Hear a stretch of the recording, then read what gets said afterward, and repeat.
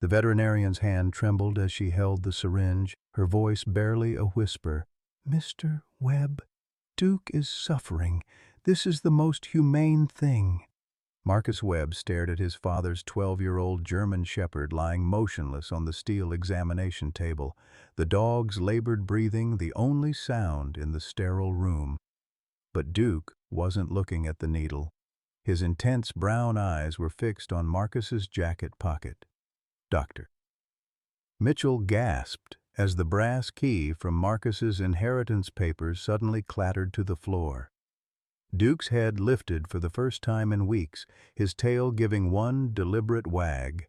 The entire town of Sweetwater Valley had been pressuring Marcus for months to do the right thing, whispering that keeping the arthritic dog alive was cruelty disguised as love.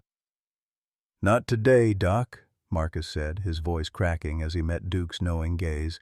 What was the dying dog trying to tell him? And why did it feel like Duke was protecting something worth more than his own life? Leave a like and share your thoughts in the comments along with the city you're watching from now. Let's continue with the story. 3 weeks earlier, Marcus Webb had stood in the Nevada heat outside Sweetwater Valley's only funeral home, watching strangers lower his father into the unforgiving desert ground. Colonel Robert Bobby Webb had been a ghost in Marcus's life, a man who chose duty over bedtime stories, classified missions over Christmas mornings, and silence over the messy complications of fatherhood. At 45, Marcus carried the lean, weathered frame of a former Navy SEAL, but his shoulders bore invisible weight that no amount of physical training could strengthen. 3 tours in Afghanistan had left him with memories that whiskey couldn't wash away, and a Purple Heart that felt more like a burden than an honor. The worst memory haunted him daily. Tommy Rodriguez, his best friend and fellow SEAL, blown apart by an IED in 2019 while Marcus watched helplessly from 30 yards away. The guilt had cost him his marriage, his career, and nearly his life. Now he worked night security at a Reno casino, living in a studio apartment with picture frames that remained deliberately empty. Sobriety was a daily battle he'd been winning for exactly 6 months and 4 days. Not that anyone was counting except himself. The reading of his father's will had been a study in family dysfunction. His older brother Cameron, now 48, had built a tech empire from his wheelchair after losing both legs to an IED in 2005. Cameron's success came with a bitter edge, every achievement shadowed by the belief that his sacrifice had been meaningless. "At least you came home whole," he'd told Marcus once, the words cutting deeper than any battlefield wound. Their sister Victoria, 46 and razor-sharp in her tailored business suit, had transformed grief into gold after her husband's death in Syria. She'd raised 3 children alone while building a real estate empire, her heart apparently as frozen as her bank account was full. "Sentiment doesn't pay college tuition," she'd said when Marcus had questioned selling their childhood home. While Cameron inherited a substantial trust fund and Victoria received their father's city condominium, Marcus got Webb's last stop, a failing gas station on the edge of nowhere, complete with one ancient German shepherd named Duke. The dog was a walking medical bill. 12 years old with severe arthritis and hip dysplasia, Duke moved like every step caused agony. His veterinary bills alone cost $800 monthly, money Marcus didn't have. The entire town whispered their opinions, "That poor creature," and "Sometimes love means letting go," and Marcus's personal favorite, "Your father would want you to do right by him." Duke had been his father's shadow for 8 years, a dignified animal whose intelligent brown eyes seemed to hold secrets. Now, lying in the apartment above the gas station, surrounded by his father's dusty belongings, Marcus wondered if inheriting a dying dog and a failing business was his father's final judgment on his worthless youngest son. Outside, the Nevada desert stretched endlessly under an unforgiving sun, and Marcus felt just as barren and forgotten. The drive to Sweetwater Valley felt like traveling backward through time and hope. Marcus's beat-up Ford pickup coughed and wheezed through the desert heat, Duke lying motionless on the passenger seat, his breathing shallow and labored. The gas station appeared like a mirage of disappointment. Sun-bleached concrete, rusted fuel pumps standing like broken sentinels, and a hand-painted sign so faded the words were barely legible. "Welcome home, boy," Marcus muttered. But Duke didn't lift his head. The apartment above the store reeked of loneliness and Old Spice aftershave. Dust particles danced in the afternoon light streaming through grimy windows, illuminating a lifetime of military precision. His father's few belongings were arranged with parade ground exactness. A folded flag in a display case, framed photos of military units where faces blurred together in desert camouflage, and a leather armchair worn smooth by decades of solitary evenings. Duke immediately began his strange ritual. Despite obvious pain, the dog insisted on walking the property's perimeter each morning, stopping at specific spots to sniff with unusual intensity. He'd pause at the back wall of the garage for long minutes, his arthritic body trembling with effort, before limping back to collapse on the apartment floor for hours. The town's concern started gently. Dr. Sarah Mitchell arrived the second day, her veterinary bag in hand and sympathy in her eyes. "Marcus, I examined Duke last month. His arthritis is severe, and his hip dysplasia is causing significant pain. Your father and I discussed options." "Options?" Marcus's voice carried a warning edge. "Quality of life options. Sometimes the kindest thing we can do is let them go peacefully." Mrs. Henderson, a 75-year-old neighbor with steel-gray hair and iron opinions, knocked that evening with a casserole and unwanted advice. "Honey, that poor creature is suffering. Keeping him alive when he's in pain, well, that's not love, that's selfishness." By the end of the first week, the entire town had weighed in. Joe, the mechanic. "Sometimes love means letting go, son." The postal worker. "That dog's telling you he's ready." Even Father Martinez from the tiny Catholic church. "God calls our beloved companions home when their earthly suffering serves no purpose." Each comment felt like a small betrayal, but Marcus couldn't deny Duke's obvious pain. The dog slept 20 hours a day, barely ate despite Marcus hand-feeding him, and sometimes whimpered in his sleep. Watching Duke struggle to stand broke something inside Marcus every single day. The financial pressure mounted like desert heat. Property taxes were $3,000 overdue. Duke's monthly medical bills consumed most of Marcus's security guard paycheck. The gas station needed $15,000 in repairs just to meet basic safety codes. Marcus's entire savings account contained exactly $847. Cameron called on day 5. "Ready to sell yet, little brother? I've got buyers very interested in that land. You could pay Duke's vet bills and still have money left over for a fresh start somewhere else." "It's not for sale." "Marcus, be practical. You're drowning in debt, and that dog is suffering. Dad left you a burden, not a blessing." But late that night, while going through his father's closet, Marcus found the military footlocker. Inside, wrapped in oilcloth, lay his father's service medals, photographs of covert operations Marcus had never known about, and a leather-bound journal filled with coded entries. At the bottom, a brass key with intricate markings, unlike anything he'd ever seen. The moment Marcus touched the key, Duke's head snapped up from across the room. The dog's ears perked forward, the first sign of real alertness he'd shown in days. Duke struggled to his feet and limped over, pressing his nose against Marcus's hand holding the key. One journal entry, partially decoded, made Marcus's blood run cold. "Package secured. Duke knows the protocol. When the time comes, he'll know what to do." "What package?" What protocol? His father had been a simple intelligence officer, hadn't he? That night, Marcus sat on the apartment floor with Duke's heavy head in his lap, staring at the mysterious key. "What did the old man get us into, boy? And why do I feel like you know something I don't?" Duke's brown eyes held an intensity that seemed almost human, almost desperate. For the first time since arriving in Sweetwater Valley, Marcus wondered if everyone was wrong. Maybe Duke wasn't hanging on because he was too sick to let go. Maybe he was hanging on because he had something important to protect. The dog's breathing was labored, his body racked with pain, but his gaze never wavered from Marcus's face.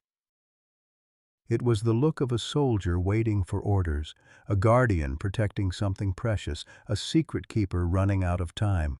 Marcus made a decision that would change everything. He would trust Duke's instincts over everyone else's opinions, no matter how much it hurt them both. On day 8, Duke collapsed during his evening walk around the property. Marcus found him lying motionless near the back wall of the garage, his breathing so shallow it barely moved his rib cage. For 20 terrifying minutes, the dog couldn't stand, his legs trembling uselessly beneath his weight. Dr. Mitchell arrived within the hour, her face grim as she examined Duke's vital signs. "Marcus, his blood pressure is dangerously low, and his pain levels are off the charts. This isn't sustainable anymore. He's telling you he's ready to go." The appointment was scheduled for 9 a.m. the next morning. Marcus spent that night sitting on the apartment floor, Duke's head heavy in his lap, both of them staring into an uncertain darkness. "I'm sorry, boy," he whispered, his voice breaking. "I should have listened sooner." But Duke seemed to understand what morning would bring. At 2 a.m., he began struggling toward the garage with desperate determination, his claws scratching against the concrete floor as he dragged his failing body forward. Marcus tried to comfort him, carrying him back to the apartment twice, but Duke's agitation only increased. "Easy, boy. It's okay. You can rest now." Duke looked at Marcus with pleading eyes, then turned back toward the garage. This time, Marcus followed. In the harsh fluorescent light, Duke limped directly to the back wall and began scratching weakly at a specific concrete block. His breathing was ragged, his movements painful to watch, but his determination was absolute. He would scratch for a few seconds, then look back at Marcus with desperate urgency, then return to the same spot. Marcus knelt beside him, running his hands over the wall. The concrete sounded different here, hollow, artificial. His heart began racing as he remembered the brass key from his father's footlocker. The key slid into an almost invisible mechanism hidden within the concrete block. When Marcus turned it, a section of the wall swung inward with a soft mechanical hiss, revealing a steel door marked with a simple placard. "Authorized personnel only." Duke's tail wagged for the first time in weeks. Behind the door lay a small elevator that descended 30 feet into the desert bedrock. When the doors opened, Marcus stepped into what looked like a miniature command center, banks of computers, communication equipment, detailed maps of military installations worldwide, and filing cabinets marked with classified stamps. A computer terminal flickered to life as they entered, displaying a simple message: "Biometric scan required for access." Duke limped to the terminal and placed his front paw on a metal plate. The screen flashed green. "Access granted. Welcome back, Duke." Marcus stared in disbelief as files began opening automatically. His father hadn't been a simple intelligence officer. For 30 years, Colonel Robert Webb had operated a classified Defense Intelligence Agency safe house, coordinating operations across 3 continents. The gas station had been the perfect cover. Who would suspect a failing business in the middle of nowhere? More shocking still were the financial records. Through careful investments and recovery of stolen military funds, his father had accumulated nearly $200 million in legitimate assets. But this wasn't random wealth. Every dollar had been earmarked for a specific purpose. A video message began playing on the main screen. His father's face appeared, older and more tired than Marcus remembered, but his eyes sharp with purpose. "Son, if you're watching this, Duke brought you here. He's been waiting 3 years for someone he could trust." The colonel's voice carried the weight of decades of secrets. "This money isn't an inheritance. It's a mission." "Our family has been compromised." The video continued with devastating revelations. Cameron's defense contracting business was a front for selling military equipment to enemy organizations. Victoria's real estate empire laundered money for criminal syndicates with connections to terrorist cells. Together they had built a network that profited from the very conflicts that had wounded Cameron and killed Victoria's husband. "The IED that killed your friend Tommy Rodriguez was built using components my investigation traced back to Cameron's suppliers," his father said, his voice heavy with pain. "I spent my final years gathering evidence, but I needed someone with the integrity to see this through. Duke has been protecting that evidence, waiting for the right moment." Marcus's knees buckled. Tommy's death hadn't been random. It had been preventable. His own brother's greed had indirectly murdered his best friend. Duke pressed against Marcus's leg, offering what comfort he could. Despite his physical agony, the dog had carried this burden for 3 years, waiting for someone trustworthy enough to handle the truth. The computer displayed additional files, bank records, encrypted communications, shipping manifests, and recorded conversations. Years of meticulous intelligence gathering that would bring down an entire criminal network. But it would also destroy what remained of Marcus's family. "I know what I'm asking of you," his father's message concluded. "But some duties transcend blood relationships. Duke understands this better than any human I've known. He's been my partner in this mission, and now he's yours." Marcus looked down at Duke, whose brown eyes held a mixture of pain and determination. The dog wasn't just dying, he was a war veteran completing his final mission. Every day of suffering, every moment of agony had been endured to protect this crucial evidence. "You've been carrying this alone, haven't you, boy?" Marcus whispered, understanding flooding through him. "All this time, everyone thought you were just a sick old dog, but you're a soldier finishing his duty." Duke's tail gave another weak wag, and for the first time in weeks, his eyes showed peace instead of desperation. Marcus faced an impossible choice. He could use this evidence to bring Cameron and Victoria to justice, honoring Tommy's memory and preventing future deaths. But exposing them would mean accepting that his family's love had always been conditional, that their recent concern for his welfare was actually fear of discovery. Or he could delete everything, let Duke die peacefully, and live with the knowledge that evil sometimes wears familiar faces. The clock on the wall showed 5 a.m. In 4 hours, Dr. Mitchell would arrive to end Duke's suffering. But now Marcus understood that Duke's greatest suffering wasn't physical. It was the weight of protecting a truth that could save countless lives. Marcus canceled the euthanasia appointment with a simple text to Dr. Mitchell. "Need more time." He couldn't bring himself to explain that Duke wasn't just a dying dog. He was a decorated veteran protecting evidence that could prevent future American deaths. The next 2 weeks transformed both man and dog. Duke, sensing his burden was finally shared, showed remarkable improvement. His appetite returned slightly, and while he still slept most of the day, his eyes held alertness instead of resignation. Marcus began understanding Duke's complex communication system, the angle of his ears indicating different levels of threat, specific eye contact patterns that meant listen carefully, and body positioning that guided Marcus through the bunker's sophisticated systems.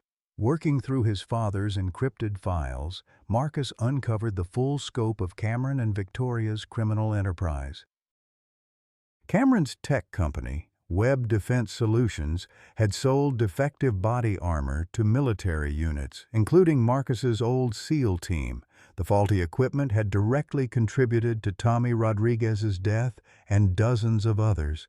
Victoria's real estate deals facilitated money laundering for arms dealers who supplied insurgent groups across the Middle East. But the evidence came with a terrible personal cost. Mixed among the criminal records were family photos and intercepted communications showing Cameron's descent into bitterness and Victoria's transformation from grieving widow to cold profiteer. Their father had watched his own children become everything he'd spent his career fighting against. One particularly damning file contained audio recordings of Cameron discussing problem-solving through battlefield attrition. Marcus had to stop the playback when he heard his brother's voice saying, "Dead soldiers can't testify about defective equipment." Let Darwin sort it out. During this period, the town's pressure on Marcus intensified. Dr. Mitchell's visits became more frequent and insistent. "Marcus, I've seen animals in pain before, but Duke's suffering is prolonged and unnecessary. The Humane Society has guidelines about this." Mrs. Henderson organized what she called an intervention, bringing Father Martinez and 3 other neighbors to the gas station. "Son, we're not judging you, but keeping that poor creature alive has become selfish. God doesn't want us to extend suffering." The accusations grew sharper. Joe, the mechanic, refused to service Marcus's truck. "I won't enable animal abuse, even if you are grieving." The grocery store clerk made pointed comments about people who call cruelty love. Anonymous flyers appeared around town with Duke's photo and the caption, "When love becomes torture." What Marcus didn't know was that Cameron had orchestrated much of this pressure. Through a network of shell companies, his brother had made anonymous donations to the local animal shelter, the veterinary clinic, and even Father Martinez's church renovation fund. The recipients had no idea their benefactor expected nothing in return except community awareness about animal welfare. Cameron called regularly, his voice dripping with false concern. "Marcus, I'm hearing troubling things about Duke's condition. People are talking about calling animal control. As your older brother, I feel responsible for helping you make the right decision." "Duke is fine," Marcus would respond. But each conversation left him questioning his own judgment. Victoria joined the campaign during week 3, arriving unannounced in her gleaming Mercedes SUV. She swept into the gas station apartment wearing designer sunglasses and an expression of practiced sympathy. "Oh, Marcus," she sighed, looking at Duke lying in his usual spot near the back wall. "This breaks my heart. When my children's hamster was suffering, I had to be the strong one and make the hard choice. Love isn't about what makes us feel better. It's about what's best for them." She knelt beside Duke, who watched her with careful attention. "Look at him, honey. He's telling you he's ready to go. Animals know when it's time." Duke's reaction was subtle but telling to Marcus, who had learned to read the dog's signals. The German shepherd's ears flattened slightly, and his body tensed, not with pain, but with wariness. Duke didn't trust Victoria, and that observation sent a chill through Marcus's spine. "The family is worried about you," Victoria continued, her manicured hand resting on Duke's head. "Cameron thinks you might be having some kind of breakdown. PTSD can affect judgment, you know. We're considering whether you need professional help." The threat was delicately delivered but unmistakable. Marcus realized his siblings weren't just pressuring him about Duke. They were building a case for his mental incompetence. If they could prove he was unstable, they could challenge his inheritance and gain control of the property. That night, alone in the bunker with Duke lying at his feet, Marcus reviewed more of his father's intelligence. The scope of Cameron and Victoria's crimes was staggering. They had facilitated arms sales that equipped 3 different terrorist organizations. Their network had contributed to the deaths of over 200 American service members and countless civilians. Among the files, Marcus found his father's personal journal entries written in the weeks before his death. Cameron came to visit today. He asked pointed questions about the gas station's value and whether I had any assets he should know about. My own son has become my enemy. Duke sensed the danger immediately, positioned himself between Cameron and my office door. Animals understand predators better than humans do. Another entry, dated just 2 weeks before the Colonel's heart attack. Victoria called 3 times this week, pressing me about updating my will. She suggested I might want to simplify my affairs, given my age. When I mentioned Duke's arthritis, she immediately recommended euthanasia. Dad, keeping suffering animals alive is selfish. Her coldness frightens me more than any enemy I've faced in the field. The final entry was heartbreaking.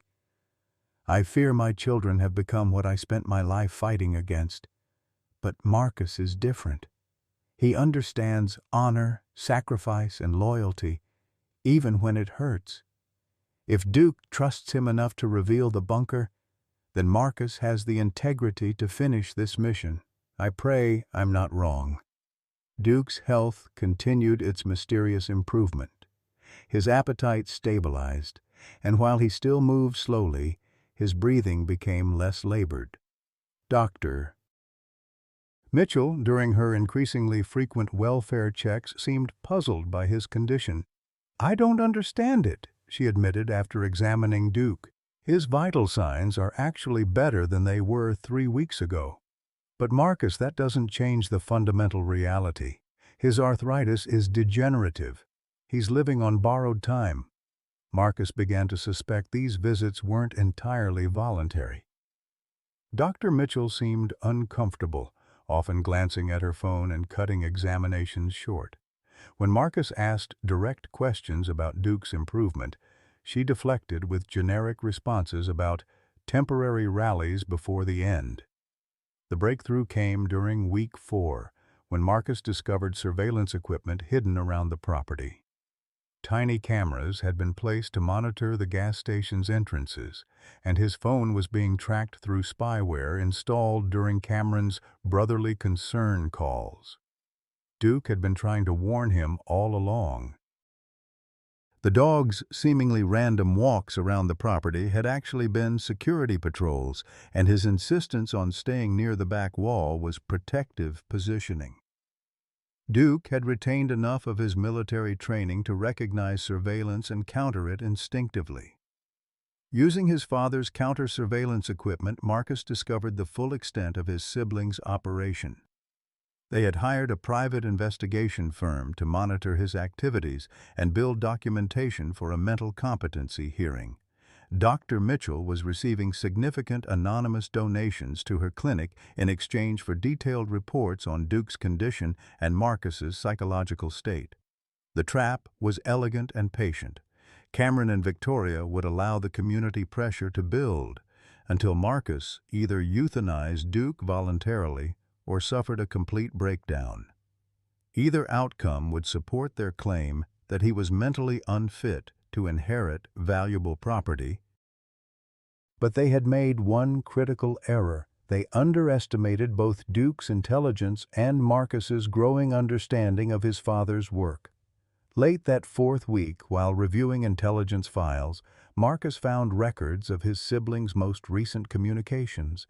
They were planning to accelerate their timeline.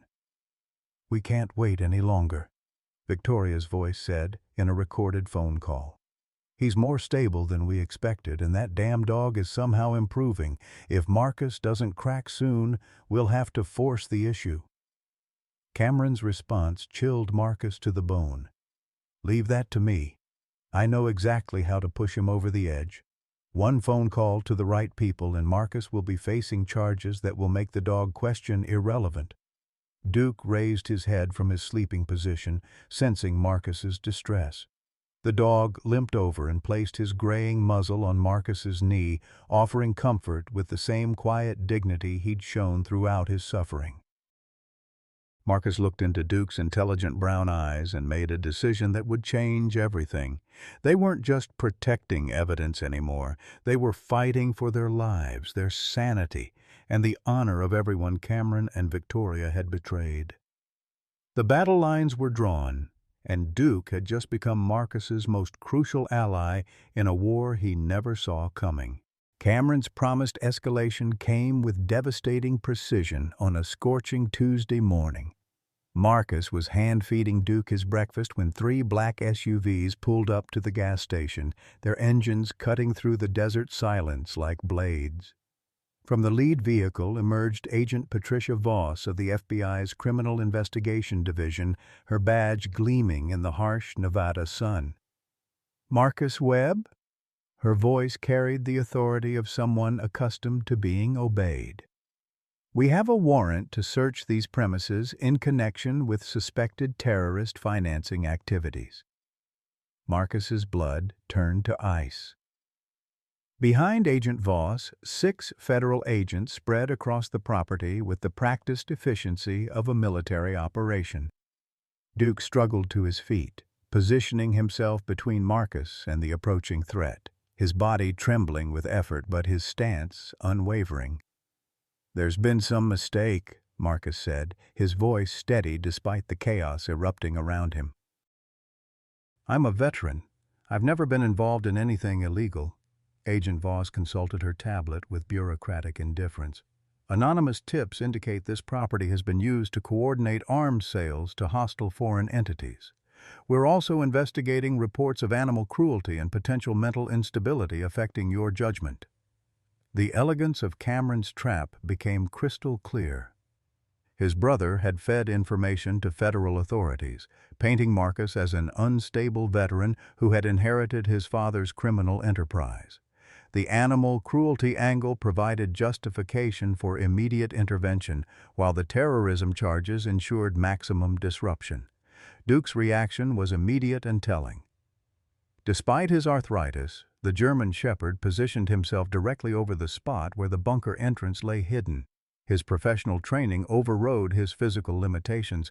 He was protecting the evidence that could expose the real criminals. "Sir, we need you to restrain that animal," Agent Voss commanded as Duke issued a low, warning growl. "Any interference with federal agents will result in additional charges." "He's not interfering," Marcus said carefully, watching Duke's body language. The dog was communicating something urgent, his ears forward, eyes darting between Marcus and the back wall. "He's just scared." Dr. Mitchell arrived within minutes, as if she'd been expecting this moment. Her veterinary bag contained a tranquilizer gun alongside her usual equipment.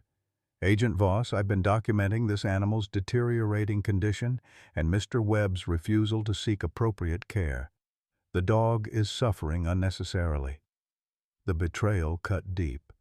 Dr. Mitchell had been feeding information to the authorities all along, building a case for Marcus's incompetence while positioning herself as a concerned professional. Her anonymous benefactor, undoubtedly Cameron, had purchased her cooperation with donations to her struggling clinic. "Mr. Webb," Agent Voss continued, "we're also investigating financial irregularities connected to this property.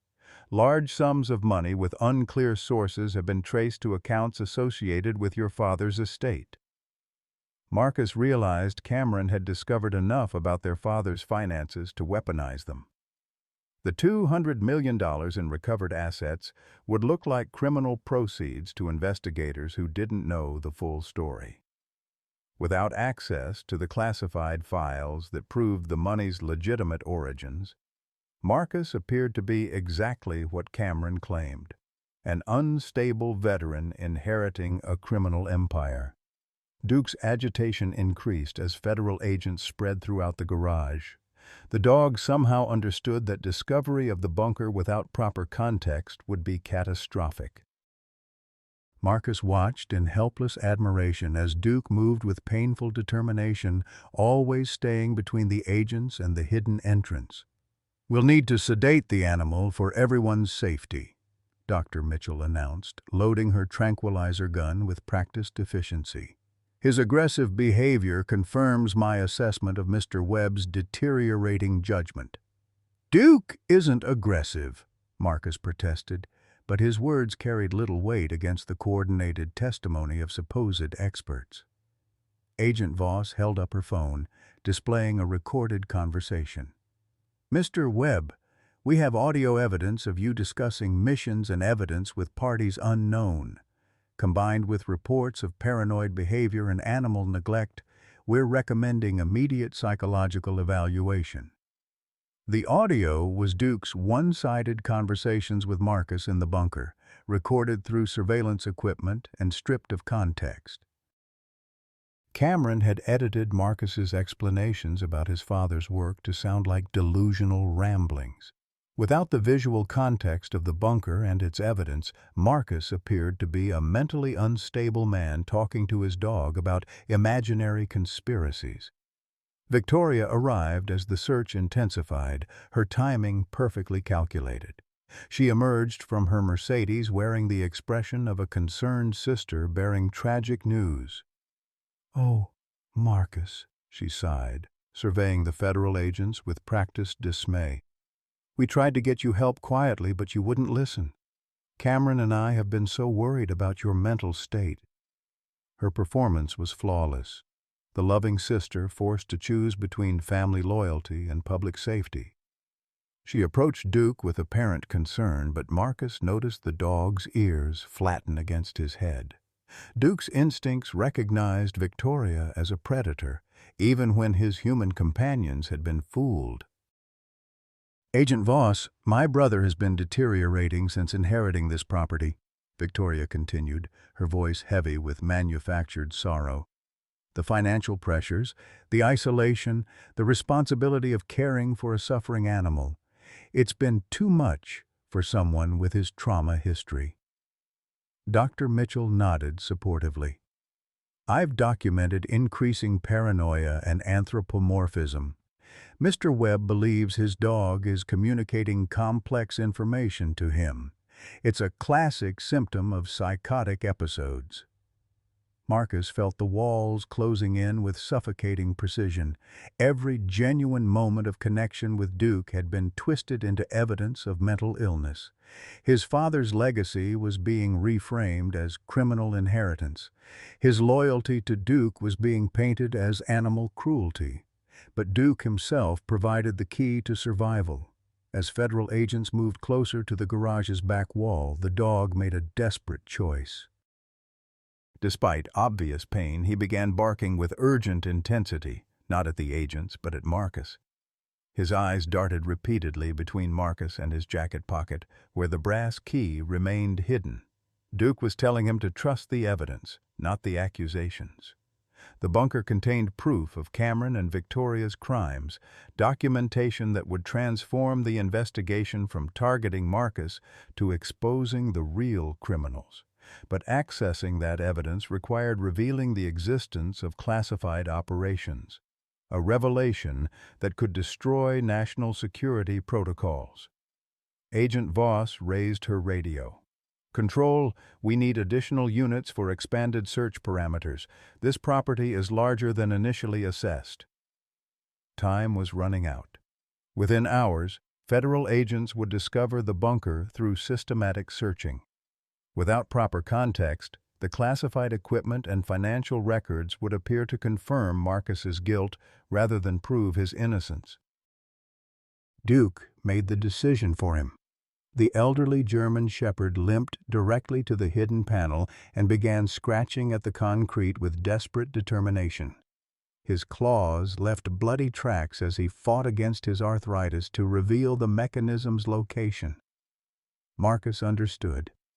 Duke was sacrificing his remaining strength to expose the truth, trusting that Marcus would have the courage to follow through regardless of personal consequences. The climax was approaching, and Marcus faced an impossible choice: protect himself and let evil triumph, or trust Duke's judgment and risk everything for justice. The dog's brown eyes held absolute faith in his human partner's integrity, even as federal agents closed in around them both. Marcus made his choice in the space between heartbeats. With federal agents closing in and Duke bleeding from his desperate scratching at the concrete, Marcus pulled the brass key from his pocket and knelt beside his faithful companion. "Agent Voss," he called out, his voice carrying the authority of a man who had decided to trust completely. "Before you arrest me, there's something you need to see." The key slid into the hidden mechanism with a soft click. As the wall panel swung open to reveal the steel door beyond, Agent Voss's expression shifted from bureaucratic confidence to professional alarm. Duke's tail gave one weak wag before his strength finally failed him completely. "Duke!" Marcus caught the German shepherd as he collapsed, his body convulsing with exhaustion and pain. The dog's breathing became labored gasps, his eyes losing focus as the effort of revealing the bunker consumed his final reserves. Dr. Mitchell stepped forward with her tranquilizer gun. "We need to sedate him immediately. He's having some kind of seizure." "No," Marcus said firmly, cradling Duke's graying head in his arms. "He's not having a seizure. He's dying because he just completed his final mission." Agent Voss stood frozen at the entrance to the revealed bunker, her training warring with disbelief. The sophisticated equipment visible beyond the steel door clearly exceeded anything a simple gas station owner could possess. "Mr. Webb, what is this facility?" "It's a classified Defense Intelligence Agency operation," Marcus replied, his voice breaking as Duke's breathing grew more shallow. "My father was Colonel Robert Webb, DIA. Duke was his operational partner for 8 years. They've been protecting evidence of a criminal conspiracy that reaches into the highest levels of defense contracting." Victoria's mask slipped for the first time. "Marcus, you're having a psychotic break." "This is exactly what we were afraid of. Paranoid delusions about secret facilities and conspiracy theories." But Agent Voss was already speaking rapidly into her radio. "Control, I need immediate contact with DIA Liaison Office. We have a potential classified site exposure." She looked at Marcus with new assessment. "Sir, if this is what you claim, why didn't you contact authorities through proper channels?" Marcus looked down at Duke, whose brown eyes were glazing over despite his struggle to stay conscious. "Because the criminals are my brother and sister. They orchestrated this entire raid to discredit me before I could expose them." Duke's body shuddered one final time. His paw reached toward Marcus's hand, making contact just as his breathing stopped entirely. The dog who had endured 3 years of agony to protect evidence that could save countless lives had finally found peace, knowing his mission was complete. "Duke." "Duke, no." Marcus's voice cracked as he felt for a pulse that was no longer there. The German shepherd's face held an expression of serene dignity, his duty fulfilled at last. "Doctor." Mitchell knelt beside them, her veterinary instincts overriding her compromised position. After a moment of examination, she looked up with tears in her eyes. "He's gone. His heart just stopped." The federal agent stood in uncomfortable silence as Marcus held Duke's still form, grief and gratitude warring in his chest. This brave dog had suffered every day for 3 years, waiting for someone worthy of his sacrifice. In his final moments, Duke had chosen to trust Marcus completely, spending his last breath to expose the truth. Cameron's voice crackled through Agent Voss's radio. "Agent Voss, this is Cameron Webb. My brother is extremely unstable. Whatever he's showing you is likely an elaborate delusion. I'm en route with medical professionals." But Duke's sacrifice had already changed everything. Agent Voss was now standing in an undeniably real classified facility, holding evidence that transformed the entire investigation. The dog's final act had turned Marcus from suspect into protected witness. Marcus looked at Duke's peaceful face one last time. "Thank you, boy. You saved us all." The truth was finally free, purchased with the life of the most loyal soldier Marcus had ever known. Within hours of Duke's death, the entire investigation transformed from targeting Marcus to protecting him. Agent Voss's call to DIA headquarters triggered a classified response protocol that brought 3 additional federal agencies into the bunker. The sophisticated intelligence equipment and encrypted files confirmed Colonel Webb's long-standing operation, validating every detail of Marcus's seemingly impossible story. The computer records painted a devastating picture of Cameron and Victoria's criminal enterprise. Years of intercepted communications, financial transactions, and shipping manifests documented their systematic betrayal of American military personnel. Agent Voss stood beside Marcus in the bunker, her face pale as she reviewed the evidence Duke had died protecting. "Your brother's company sold defective body armor to 17 different military units," she said quietly, her professional composure cracking. "The failure rate in combat zones was 37% higher than industry standards. We're looking at hundreds of preventable casualties." Marcus stared at Duke's body, still lying where he had collapsed. The dog had known the scope of this betrayal, had carried the weight of every preventable death for 3 years. "Including my best friend Tommy Rodriguez. Cameron's equipment killed the man I served with for 6 years." Victoria's real estate transactions were equally damning. She had purchased properties near military installations specifically to facilitate money laundering for arms dealers. Her network had funneled millions of dollars to organizations that directly supported insurgent groups in Afghanistan and Syria. The sophisticated operation had operated for over a decade, hidden behind the facade of legitimate business success. "The timing of today's raid wasn't coincidental," Agent Voss continued, reviewing intercepted communications. "Your siblings knew you were getting close to discovering this evidence. They orchestrated the federal investigation to discredit you before you could expose them. Dr. Mitchell's role in the conspiracy was perhaps the most personally painful revelation.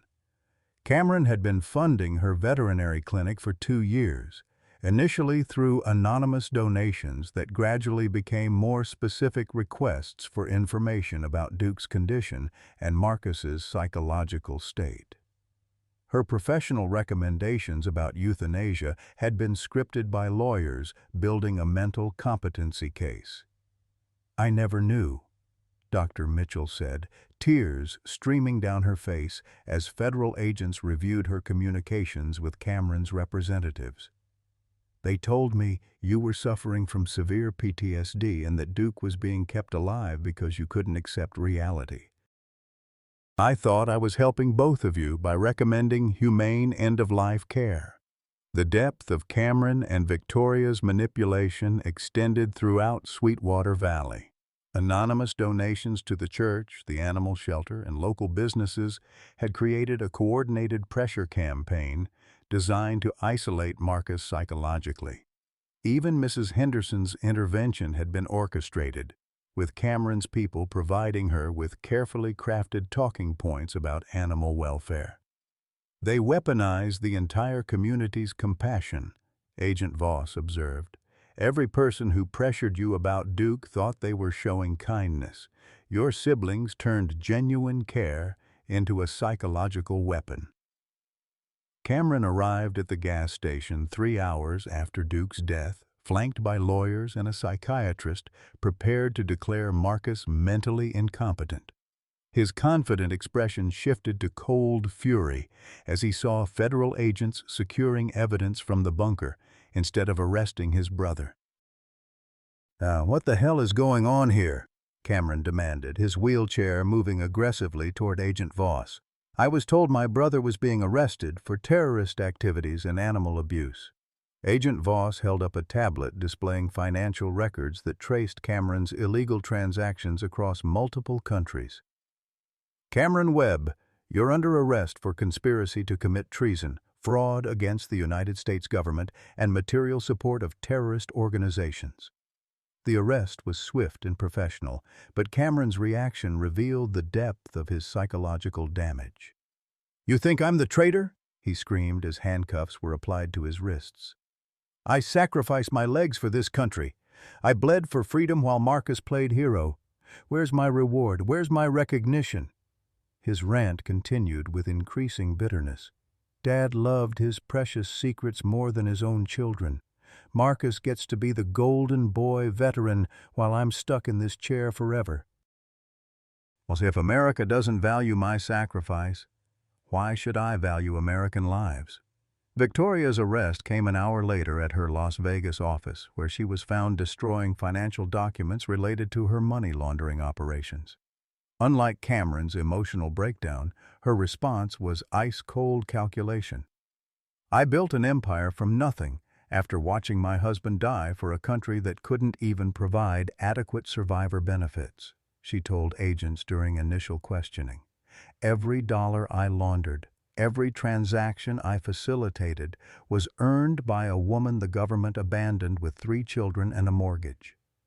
Her justification revealed a twisted logic that had developed over years of grief and resentment. Marcus gets to be the tragic hero, Cameron gets to be the wounded warrior, but nobody remembers the military wives who sacrifice everything and get nothing. So I took what I deserved. The scope of their crimes continued expanding as federal investigators accessed the full database. Cameron's defective equipment had contributed to casualties in 7 different combat zones. Victoria's money laundering had funded weapons shipments that killed American service members and innocent civilians across 3 continents. Most devastating was the personal cost of their betrayal. Among Duke's protected files were intercepted communications between Cameron and arms dealers discussing acceptable casualty rates for defective equipment. Victoria had deliberately purchased properties near Tommy Rodriguez's family home, using their grief as cover for her criminal activities. They didn't just profit from American deaths, Agent Voss explained to Marcus as evening shadows fell across the desert. They specifically targeted people connected to your military service. This was personal revenge disguised as business. Marcus knelt beside Duke's body, which federal agents had respectfully covered with an American flag from the bunker. The dog had understood the full scope of this betrayal, had endured years of physical agony to protect evidence that would prevent future deaths. His sacrifice had been both tactical and deeply personal. "Duke knew they were coming for us," Marcus said quietly. "Every day of pain, every sleepless night, every moment when he could have given up, he was protecting not just evidence, but lives. He was still serving his country." Dr. Mitchell approached hesitantly, her veterinary bag trembling in her hands. "Marcus, I need you to know, every examination, every recommendation I made, I genuinely believed Duke was suffering unnecessarily. They showed me fake medical reports suggesting he had cancer.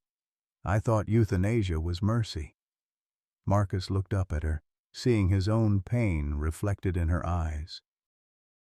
"Duke was suffering, Doc, every single day, but he chose duty over comfort, mission over peace. You couldn't have known he was making that choice deliberately." The revelation transformed the entire community's understanding of recent events. Mrs. Henderson arrived at sunset, carrying flowers and fighting back tears. "I pressured you to kill the very dog who was protecting us all. How do we live with that kind of mistake?" Father Martinez followed her, his usual certainty replaced by humble confusion. "I told you God was calling Duke home. But maybe God was asking Duke to stay and guard his people. Maybe I was listening to the wrong voice." As federal agents continued processing the scene, Marcus remained with Duke's body through the night. The dog, who had been dismissed as a burden, criticized as suffering, and targeted for euthanasia, had been the most important intelligence asset in Nevada. His apparent decline had been a cover for the most crucial mission of his career. The financial records showed that Duke's monthly medical bills hadn't been a burden on the family.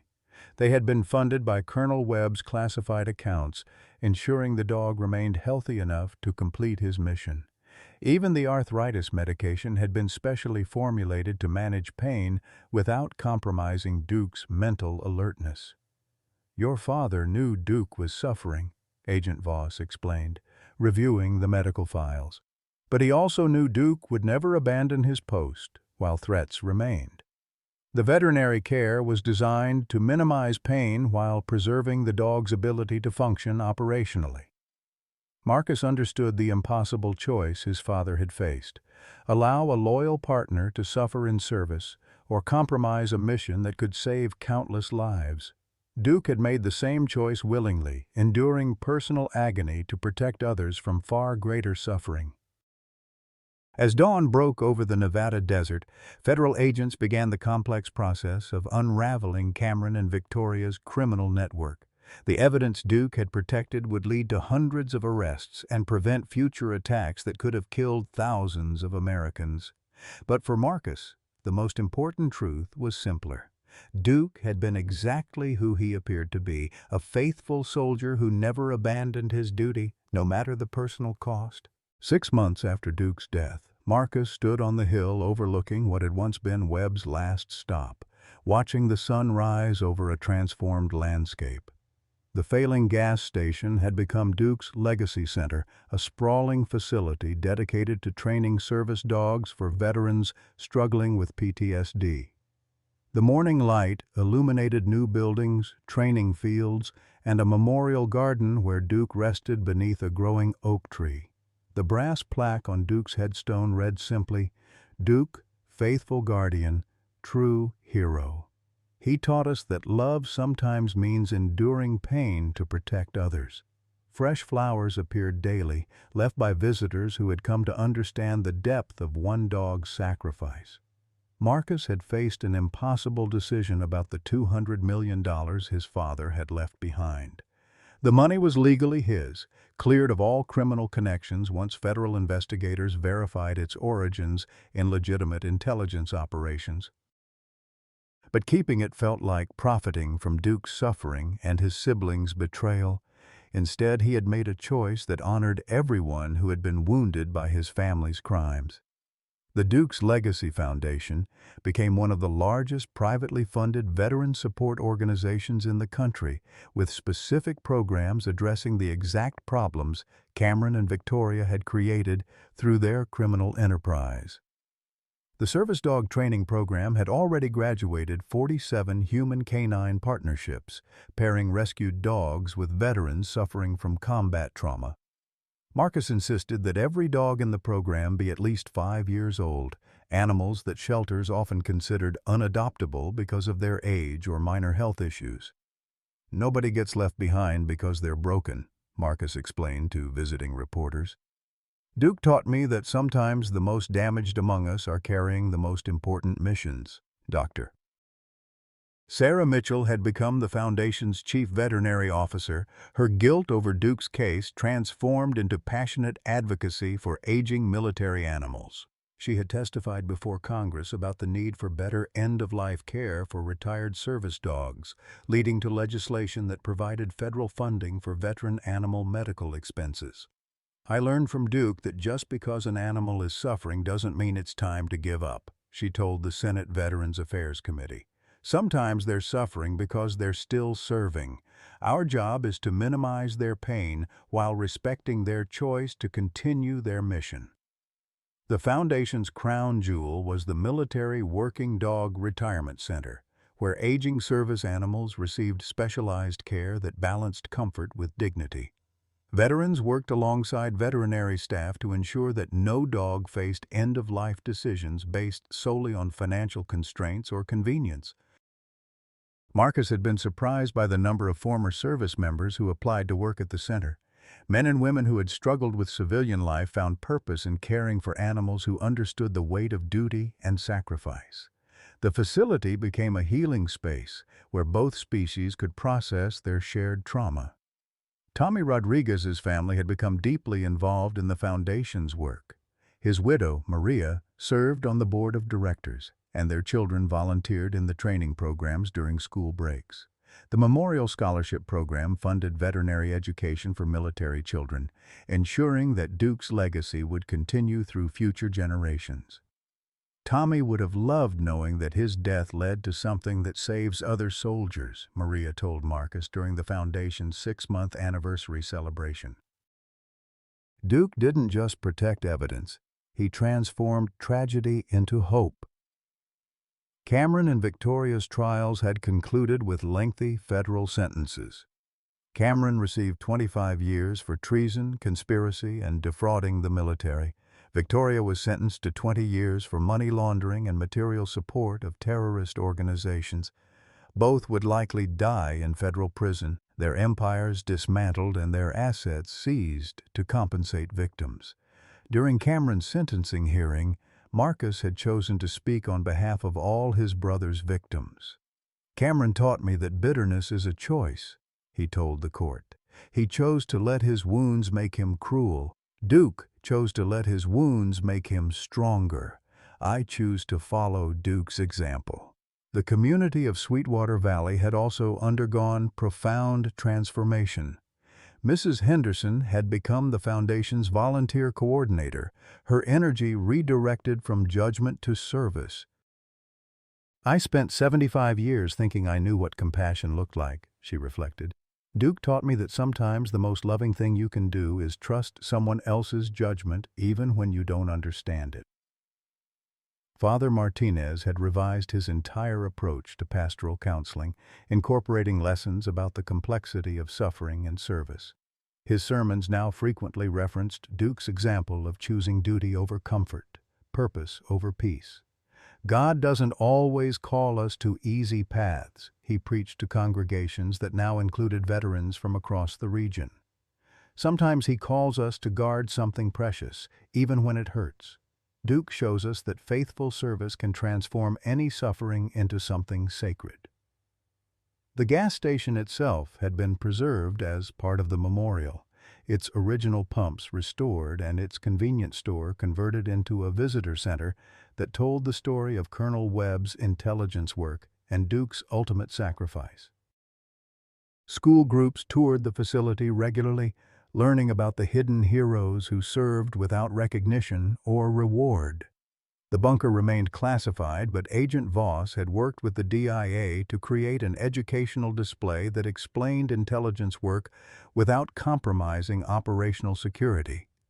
Children left the center with a deeper understanding of how many people and animals worked invisibly to protect their freedom. Marcus had been offered numerous media opportunities to tell his story, but he consistently declined interviews that focused on himself rather than Duke's service. "This isn't about me inheriting money or exposing my family," he explained to persistent reporters. "This is about a dog who chose to endure 3 years of pain to protect people he'd never meet. That's the only story that matters." The Foundation's research partnerships had already yielded breakthrough discoveries about human-animal bonds in trauma recovery. Universities across the country were studying the Duke Protocol, therapeutic approaches that recognized animals as full partners in healing rather than simple emotional support tools. Dr. Elizabeth Chen, a psychiatrist from Stanford who led the research initiative, published papers demonstrating that veterans paired with older, previously traumatized rescue dogs showed faster recovery rates than those matched with younger, healthier animals. "There's something profoundly healing about two damaged souls choosing to care for each other," Dr. Chen explained. Duke and Marcus proved that broken doesn't mean worthless. Sometimes it means more capable of understanding others who are struggling. Marcus had also found personal healing through the Foundation's work. His PTSD symptoms hadn't disappeared, but they had transformed from sources of shame into tools for understanding. When new veterans arrived at the center carrying invisible wounds, Marcus could meet them with authentic empathy rather than empty platitudes. His relationship with Dr. Mitchell had developed slowly, built on shared purpose rather than convenience. They had bonded over late nights caring for sick animals and early mornings training new partnerships.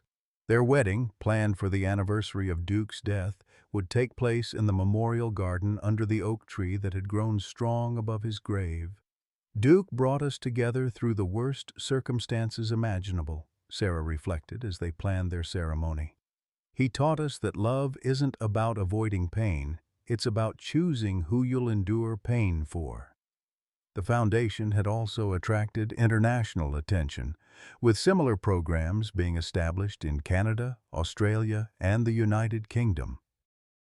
Military working dog advocacy groups worldwide cited Duke's story as evidence for improved end-of-life protocols that respected animals' choices rather than imposing human timelines. Perhaps most importantly, the Foundation had prevented 17 veteran suicides in its first 6 months of operation. Veterans who arrived at the center carrying the weight of survival guilt, combat trauma, and purposelessness found healing through service to animals who understood their struggles intimately. Marcus kept Duke's collar in his office, along with a photo of the German Shepherd lying peacefully in the bunker after completing his final mission. Visitors often asked about the image, noting the serene expression on the dog's face, despite obvious physical distress. Duke knew he was dying, Marcus would explain, but he also knew his death would save lives. That knowledge gave him peace. He taught me that meaningful suffering is different from meaningless pain. On quiet evenings, Marcus would walk the memorial garden and update Duke on the Foundation's progress. The conversations felt natural, necessary. Reports from a soldier to his commanding officer, updates from a student to his teacher. 47 partnerships and counting, boy, he would say, his voice carrying across the desert landscape. No veteran left behind, no dog discarded for being broken. Your mission continues. As the sun set over the Nevada desert on the Foundation's 6-month anniversary, Marcus stood beside Duke's grave surrounded by evidence of transformative love. The failing gas station had become a beacon of hope. The dying dog had become a symbol of purposeful sacrifice. The broken veteran had become a healer of others carrying similar wounds. Duke's legacy stretched far beyond the intelligence he had protected or the criminals he had exposed. He had proven that love and duty weren't opposites, but partners, that suffering could be transformed into service, and that the most profound heroism often went unrecognized until it was too late to properly honor it. The oak tree above Duke's grave rustled in the evening breeze, its branches reaching toward stars that had witnessed his years of faithful service. In the distance, a German Shepherd puppy was taking his first steps in the training program, beginning his own journey toward partnership with a wounded warrior who needed exactly the kind of unconditional loyalty Duke had modeled. The mission continued, carried forward by new generations who understood that sometimes the greatest love requires the greatest sacrifice, and that true heroes come in many forms, some with 2 legs, some with 4, all with hearts brave enough to choose others over themselves. 10 years after Duke's death, Marcus Webb stood before Congress delivering his final testimony as the Duke's Legacy Foundation prepared to become a permanent federal program. The German Shepherd sacrifice had saved over 3,000 veteran lives through suicide prevention, service dog partnerships, and revolutionary trauma therapy protocols. Duke taught us that heroism isn't about recognition or reward, Marcus told the packed chamber, his voice steady with hard-earned wisdom. It's about choosing to protect others, even when nobody understands your mission. The Foundation's success had exceeded every projection. Military working dog retirement programs now operated in all 50 states. The Duke Protocol had become standard treatment for combat PTSD. Most importantly, no aging service animal faced euthanasia based solely on financial constraints. Cameron had died in federal prison 3 years earlier, his bitterness consuming him even in confinement. Victoria had been granted compassionate release for terminal cancer, spending her final months writing letters of apology to families of soldiers killed by equipment her network had compromised. As Marcus concluded his testimony, a young German Shepherd guide dog led a blind veteran to the witness table. The dog's nameplate read Duke Jr., one of hundreds of animals named to honor the dog who proved that love, duty, and sacrifice could transform any tragedy into hope. The mission continued, forever faithful to Duke's memory.